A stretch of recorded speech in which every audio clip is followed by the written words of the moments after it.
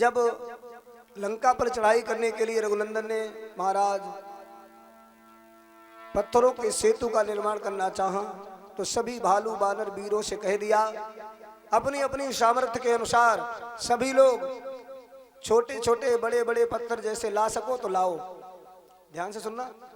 तो जो बानर छोटे थे, जो कमजोर थे, जो बल में कम थे, वो अपनी सामर्थ्य के अनुसार छोटे छोटे पत्थर ला ला करके महाराज समुद्र के उस पत्थरों के सेतु में अपना सहयोग प्रदान करने लगे।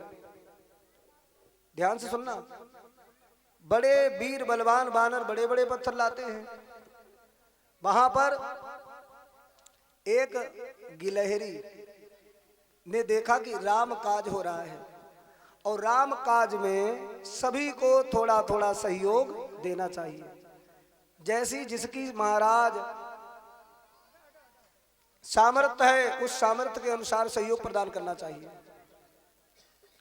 राम काज में इस गिलहरी ने क्या किया, अब इसमें इतनी शक्ति तो है नहीं कि बहुत बड़ा पत्थर उठा सके, लेकिन इच्छा है सेवा करने की।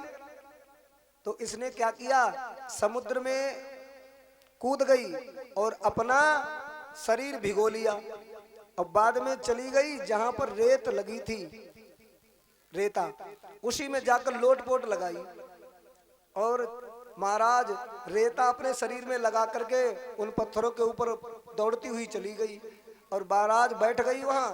थोड़ी तेज धूप लगी, उसका शरीर सूख गया। उसने महाराज अपना शरीर धीरे से झटक दिया तो जितनी रेत उसके शरीर में लगी थी वो सब छूट गई। अब सब लगे हैं अपनी अपनी सामर्थ्य के अनुसार।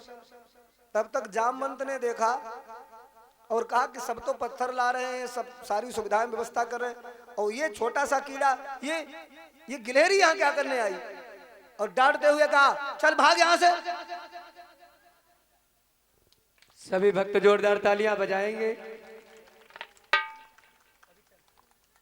और हमारे भैया अविचल जी ने हमारे गुरुदेव जी को सुंदर सा फूलों का हार पहनाया है। सभी भक्त जोरदार तालियां।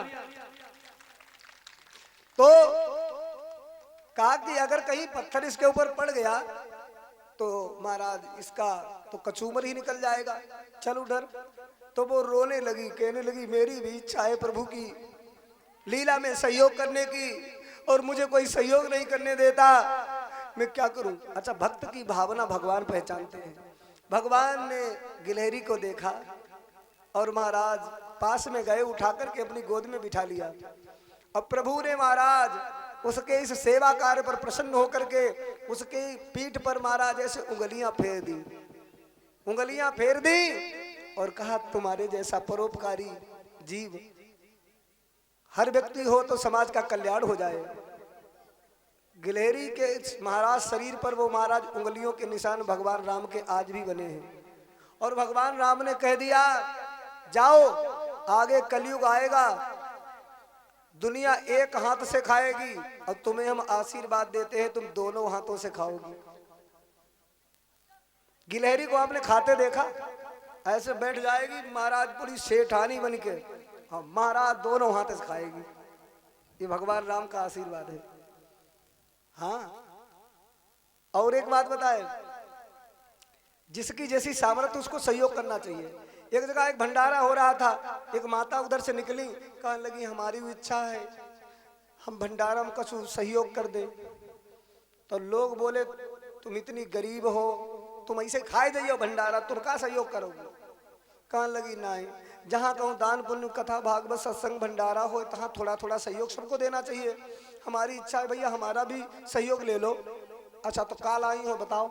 झल्लाते हुए एक ने कहा, तो उसने अपने झोला से पैकेट निकालो नमक को और कहने लगी पूरा भंडारा सब लोग बनाओ और नमक हमारो। और बिना नमक के महाराज कितना भी बड़ा भंडारा हो लोग पसंद नहीं करेंगे। नमक महाराज जब तक नहीं पड़ता तब तक स्वाद नहीं आता। इसलिए महाराज अपनी सामर्थ्य के अनुसार सहयोग देना चाहिए।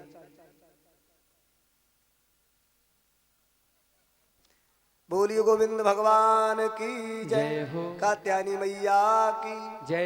एक बार एक हाथी बीमार हो गया, और हाथी जब बीमार हो गया तो वो अस्पताल में गया। वो हाथी का बड़ा अस्पताल, उसमें बड़े बड़े बेड लगे, उसमें हाथी लेटा। डॉक्टर ने कह दिया तत्काल कोई हाथी का रिश्तेदार परिवारी कोई आ जाए, हाथी को खून की जरूरत है। अब बड़े बड़े महाराज तुमने देखे हुए जो ये कहा था हम तुम्हें अपने प्राण से ज्यादा मानते, भाई ऐसी अवसर पर या तो काले ना उठाओ, या फिर जा पता लगे कि ये खून आज निकालो यही डॉक्टर के द्वारा, तो उस दिन अब जाता ही ना, मिलना ही ना जाता। और उस दिन अगर होता तो कहा भैया हमें बहुत इमरजेंसी काम है, ये देखो हमारा बच्चा वो रोए रो परेशान घर में सब भाई, और भैया बोतल वोतल कहूँ से ले लियो भैया, पैसे जुगाड़ कर लियो भैया, हमारा कहाँ शरीर तो है। लोग बाँव काट जाते हैं। और लोग पता लगते हैं उस समय पर कितने हितैषी नातेदार रिश्तेदार। तो सब महाराज पलायन कर गए जितने उसके संगी साथी हाथी थे। एक चींटी को पता लगा कि हाथी को खून की जरूरत, बेचारी चली आई, और आए के महाराज पलंग पे लेट गई। डॉक्टर ने कहा यार चींटी का काम है, तो चींटी ने कही कोई ना आओ तो हमें बड़ी दया लगी आई, जितो चाहिए वो हमारे शरीर में से निकाल लो। डॉक्टर कही हाथी बीमार और चींटी खून दी। अब जरा सोचो, बात खून देने की नहीं है, बात भावना की है। उसने हिम्मत तो जुटाई। बोलिए सच्चे दरबार की जय। तुम्हारे गांव में बहुत बड़े पैसा वाले लोग रहते होंगे जिनके महाराज 3-3 मंजिल मकान बने हैं, ट्रैक्टर ट्राली और महाराज बिलोरो गाड़ी सब कुछ है, लेकिन कथा भागवत के उन पर कहो थोड़ा भैया सहयोग करा, रोज दिखाई दे तो रोज मजाले उनके तीस निकले कछु है। अरे भैया बात पैसा की नहीं है, अरे थोड़ा हौसला बढ़ा दो, भगवान ने तुम्हें दिया है तो धार्मिक कामों में खर्च करने में महाराज आप सोच करते हो। और बीमारी हैरानी परेशानी डायबिटीज अनेक प्रकार की बीमारियां चलती हैं, दवा के पैकेट घर ही खुलता है। लड़ाई झगड़ा लफड़ा इसमें कितना लगता है। अरे उस मालिक से तुम प्रेम कर लो तो उससे झगड़ा से तो बच जाओगे, समय की बर्बादी से बचोगे। इस मालिक का सहारा जिसने लिया वो कभी निराश नहीं हुआ है? बहुत से गरीब ऐसे लोग हमने देखे, घर में दौलत बहुत कुछ होती है, दान करने की हिम्मत नहीं होती। एक सेठ जी थे, कभी भागवत कथा राम कथा भागवत में नहीं जाया करते थे। और महाराज बिना दान करे कल्याण तो होता नहीं है, दान तो करना ही चाहिए। जीवन में जिसने नहीं किया दान बोला बन गया नादान, दान तो करना चाहिए। अब दान नहीं कर रहे थे, कथावाचक दी कथा सुना करके महाराज खूब समझा रहे थे, किसी पल्ले नहीं पड़ रही। अब महाराज उनके सेठ जी के दिमाग में जाई, दुनिया दान करने लगी। अब हमारे बस की बात ना है, हमने कभी कुछ दान करो ना है, हम कैसे दान करें। तो भाई कथावाचक से एकांतम मिले जाए। कहने लगे गुरुजी कथा बहुत बढ़िया लगत है मैं यहाँ पर, और मेरे भगवान की कृपा से मेरे घर में सब चीज है, धन दौलत महाराज सब कुछ हुई, लेकिन कमी का है हमारे अंदर हिम्मत ना है दान करने की, का करें। और कोई ऐसा तरीका बताई दो जिससे कि पैसा ना खर्च हो और भगवानों प्रसन्न हो जाए। तो पंडित जी कथावाचक रहा, उन्होंने कहा पैसा कोई जरूरत ना है, तुम मनसा पूजा करो, मन से पूजा करो। मानसिक पूजा जिसे कहते हैं, यानी सवेरे उठ जाओ और उठ के चारपाई पर बैठ जाओ, यानी हाथ पैर कतई चलावो ना चलावो हिलावो कुछ भी ना, आराम से बैठ जाओ। मन ही मन में जा चीज सोचो कि हम नहाए रहे हैं, नहाई के भगवान का नहवाए रहे हैं, दूध से नहवाए रहे, पंचामृत से खूब नहा रहे। उसके बाद खूब महाराज दही जलेबी रसगुल्ला बालूशाही खोया चीनी दूध मलाई रबड़ी छेना मक्खन मन ही मन में सोच सोच भगवान के सामने परोसत जाओ, भगवान खा जी है। अब किसी दिन लड्डू का भोग लगाओ, किसी दिन महाराज खोया का भोग लगाओ, किसी दिन दूध में चीनी मिला करके भगवान का भोग लगाओ, लेकिन तुम्हें असली में कछू नहीं लगाना, खाली मन में बैठे बैठे सोचो, सोचने में थोड़ा पैसा लगी, आराम से। और मन से भगवान को अगर तुमने पुकारा, मन से भगवान को भोग लगा दिया तो भगवान खुश हो जाएंगे। अच्छा ठीक है, पंडित जी ने तरीका बताओ, अपने घर गो सवेरे होती बहे तरीका अपनाओ, उठो चारपाई पर बैठ गो और मन ही मन में ऐसे हाथ जोड़े और बोलो सवेरे हुई गो, अब हम नहाई रहे हैं, अब हम कपड़ा पहन रहे हैं, अब हम भगवान को नहवाई रहे हैं। अब पत्नी कछु मालूम नहीं, पत्नी बोली कब पागल हुई गो का, खटिया पर बैठो नहाई वो, कपड़ों पहन ले, भगवान के नहवाई रहो। अच्छा हाँ, अब हम क्या कर रहे हैं, दूध ले आए, दुकान लोग चुपा रहा, पूजा हुई रही, मन से पूजा कर रहे, पैसा टका थोड़ा में कोई खर्चा वाली बात। अब भगवान का एक कटोरा में दूध ले आए और दूध लाई के रखो, चीनी डब्बों मन ही मन में उठाई लाओ और डब्बा खोलो, चीनी महाराज डरैया रहा 1 चम्मच और धोखा से पड़ी गई 3 चम्मच। सोई रहो लोगों का, लोगों चीनी ज्यादा पड़ी गई। तो पत्नी बोली चीनी ज्यादा पड़ी गई, कालो हाँ चीनी बहुत ज्यादा पड़ी गई। और रोज इतनी चीनी अगर भगवान कही तो कही तो बनाई पड़ी। सोई भगवान प्रकट हुई गए, अब भगवान ने हाथ पकड़ लो, कहा लोगो काहे रो दी, अरे असली तो परी ना है, खाली मन में सोच रहो है, इसम तेरे बाप खर्चा हुई रहो। बताओ तो वो का बोलो, हमें का मालूम रहा है कि तुम 3 चम्मच चीनी में खुश हुई जाते, नहीं पहले 3 ही चम्मच चढ़ाई देते। तो ऐसे भी लोग महाराज कृपण हैं, जिनको महाराज नहीं हिम्मत पड़ती है। अच्छा एक बात बताओ, तुमने दान पहले किया कि तुम्हें पहले भगवान ने दिया? जो 10 रुपए भगवान की कथा में चढ़ाई गो, पहले जा बताओ, भगवान ने पहले तुम्हें 10 रुपया दे रहा है या पहले तुमने चढ़ाई दे? पहले दे रहा है ना, तो तुम अपनों का चढ़ाओ, भगवान ने ही तो दिया है। तन मन धन सब तेरा, ये भगवान का ही दिया हुआ है, हम लोग इसके मालिक बन के बैठे हैं। और कब तक रहेंगे महाराज? 60 वर्ष तक, कोई 50 वर्ष तक, कोई 70 वर्ष तक। उसके बाद जब प्रॉपर्टी यहीं की यहीं छुट जाएगी, इसलिए भगवान का नाम संकीर्तन किया करो। और कहते हैं ना, हम करी धन धाम समारत, अंत चले उठ रीते, मन पछतई है अवसर बीते। ये अवसर बीत जाएगा, फिर महाराज कोई एक रोटी का टुकड़ा नहीं देगा। बुढ़ापे में दान करने के पैसा कौन देगा? कि तेरे जैसे लाखों आए, तेरे जैसे लाखों आए, लाखों इसमें पीने खाए, लाखों इसमें पीने खाए, रहा न नाम निशान बंदे, मत करना अभिमान, हे बंदे मत करना अभिमान, ओ बंदे मत करना अभिमान।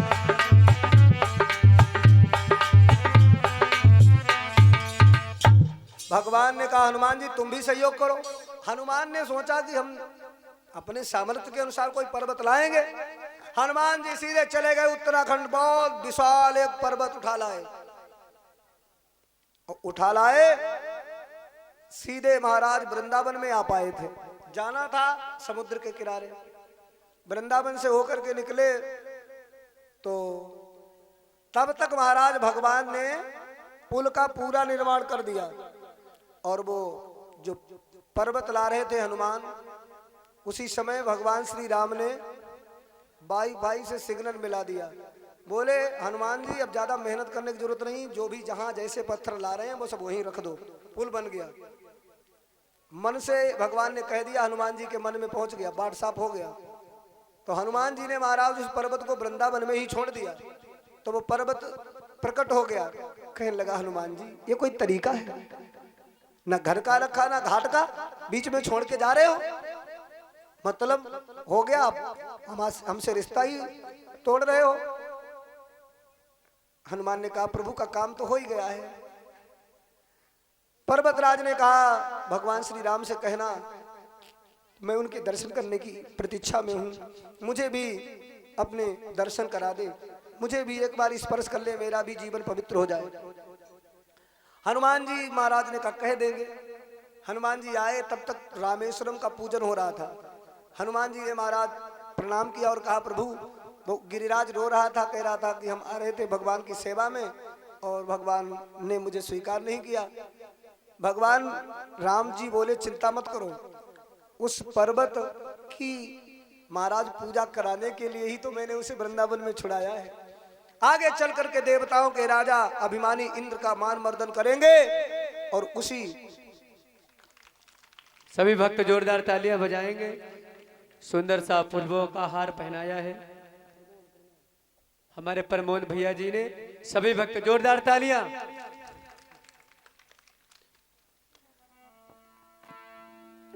तो कहा जब द्वापर का युग आएगा तब हम उनकी पूजा करा देंगे।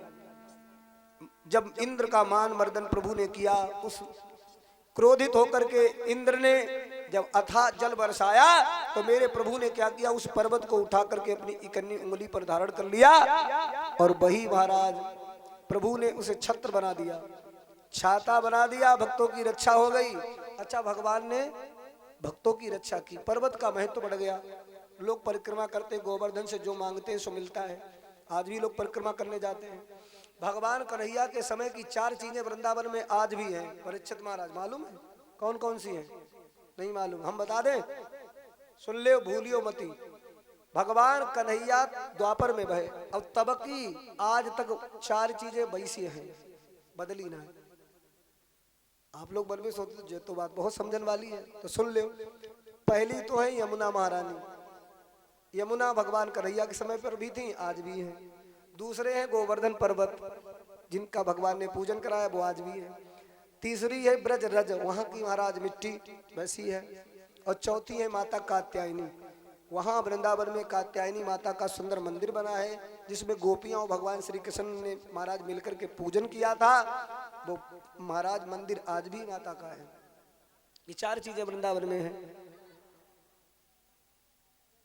ध्यान से सुनना मेरे भगवत प्रेमियों। भक्त और भगवान का जब भाव बनता है, बिना भाव रीझे नहीं नटवर नंद किशोर। बिना भाव के भगवान की कृपा नहीं मिलती। अब तुम्हें हम साची बता, में एक गांव में एक बेचारे अनपढ़ थे, पढ़े लिखे ना थे। अब पत्नी उन्हें पढ़ी लिखी मिली और ज्यादातर यही सोई होत, पति अगर अंगूठा टेक है तो पत्नी पढ़ी लिखी मिल जाती कभी कभी भैया। तो पत्नी पढ़ी लिखी और पति बेचारे अनपढ़, कबहू बाजार हाट ना जाए, कपड़ा लेता कछु ना खरीद गिला में। और जब जब कोई जाए तो उनको बड़ो भैया जाए, भाई सबसे छोटे रहे, भाई महाराज घर को काम काज संभाले, गोबर कूड़ा भैंसी ने सानी पानी करे। पत्नी ने देखो, हाय भगवान तुम्हें जय काम बदो है। और जैसे बाबूजी बन के निकल ले तो गाड़ी पर बैठी, तुम पूरे घर को जो सब काम करते रहा, बाजार हाट अपने आप जाओ करो, जो कुछ हिसाब दे तो ही का। वो का बोला, हम कब गए ना मैं भाव आओ ना करनो आओ। पत्नी बोली भाव ना करनो, हम बताए दें ऐसे कर लियो भाव। आज जाओ बाजार, कोई दुकान पर जाइयो और जो चीज तुम्हें लेना हो, जितने वो पैसा लगावे उसके ठीक आधे पैसा लगाइयो। और जो बात बन जाए तो ज्यादा कोई चीज खरीद लियो। कहा लोगों ठीक है। और जिंदगी में पहली बार बाजार गए, बरसात के दिन थे, छाता पसंद आओ। दुकानदार से पूछी छाता कितने को है भैया? पुरानो जमाना तो उसने कही जो छाता है 20 रुपया। तो उन्हें पत्नी वाली बात याद है गई, पत्नी कहते रही आधे पैसा लगाइयो। तो उनने कही 10 रुपया लियो। तो इन्हें कही 10 रुपए में कैसे मिल जाएगा, ये 20 का है। और देखो अगर तुम लेना चाहते हो तो तुम ऐसा करो, तुम 18 रुपया दो और छाता ले जाओ। तो इन्हें कही तुम 9 रुपया दी। अरे उसने कहा क्या कहते हो 9 रुपए दोगे, लेना है कि नहीं? कहा लो लेना दो, लेकिन तुम्हारा भाव बड़ो ऊंचो है। दुकानदार बोला अच्छा चलो 4 रुपया कम कर दे, तुम 16 रुपया दो, छाता ले जाओ। तो वो कहा लोगो तो 8 रुपया दी। दुकानदार बोलो कैसो पागल है, अगर तो लेना ही होए तो देख तेरे हाथ से बोहनी हुई जाए भैया। रुपया 2 रुपया सभी लोग कमाते, चल 14 रुपया दे और छाता ले जा। तो वो कहा लोगो तो 7 रुपया दी। दुकानदार को बड़ो महाराज सर दुखन लगो, बोलो जो तुमने पहले कही रहा है 10 रुपया, चलो भैया लाओ ले जाओ तुम। तो कहने लगो 10 रुपया, 5 रुपया दी। दुकानदार को बड़ी गुस्सा आई, उसने कही तो फ्री में काहे ना ले जा। तो कहने लगो तो दुई ले जी।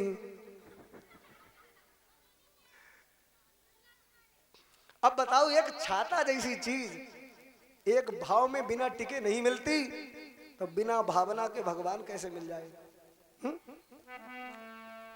भावना में भावना हो, भावना बेकार है।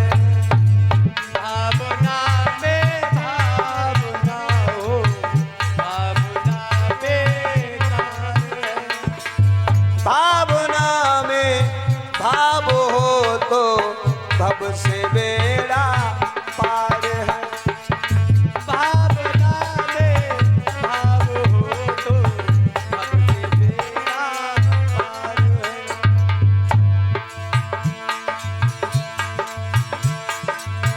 भाव बिन सुनी पुकारे मैं कभी सुनता नहीं।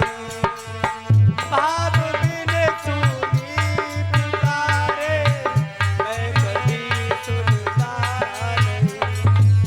तेरे भक्ति बाबू की करती हमें लाचार है। भावना में भावना हो, भावना बेकार है।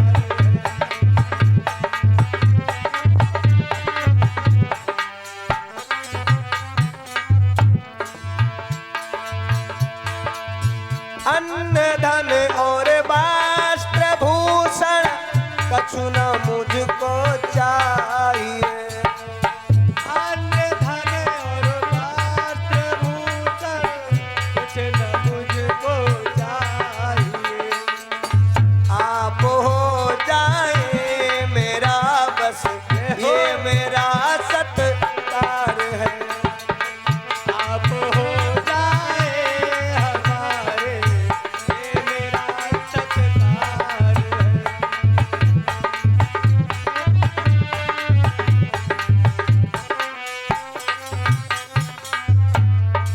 ताली बजा के भाव के साथ कहना है, भगवान को कौन सी डोरी में बांधा जा सकता है?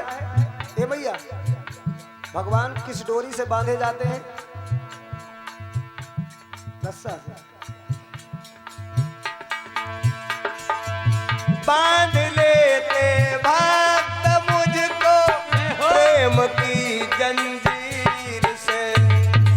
बांध लेते भक्त मुझको प्रेम की जंजीर से। इसलिए इस धरा पर हो ता मेरा अब